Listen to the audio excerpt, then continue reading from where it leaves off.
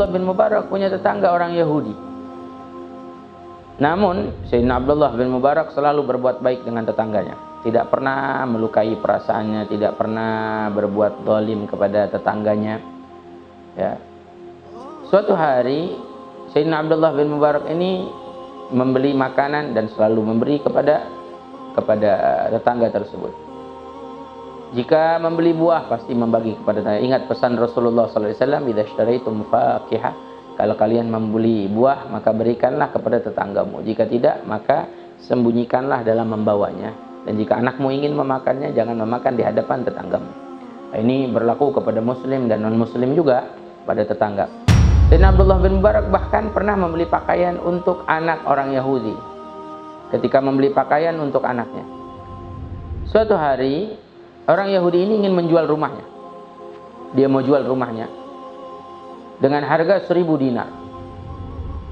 Sampai kabar kepada Sayyidina Abdullah bin Mubarak bahwa dia akan menjual rumahnya.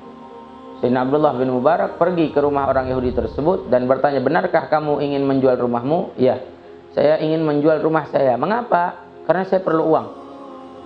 "Kalau begitu tunggu sebentar." Pergi Sayyidina Abdullah bin Mubarak mengambil uangnya 1000 dinar, langsung diberikan kepada orang tersebut, kepada si Yahudi ini. "Ini uang dariku 1000 dinar untukmu." Maka orang Yahudi ini takjub.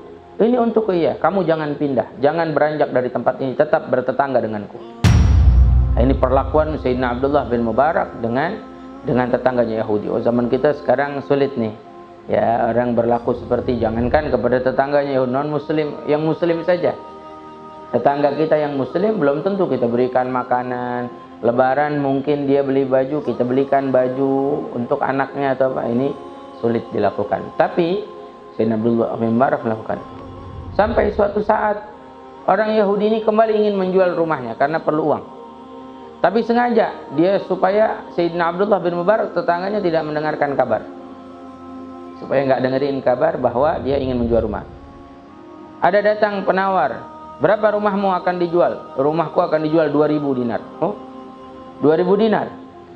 Ya, 2000 dinar mau dijual?" "Iya.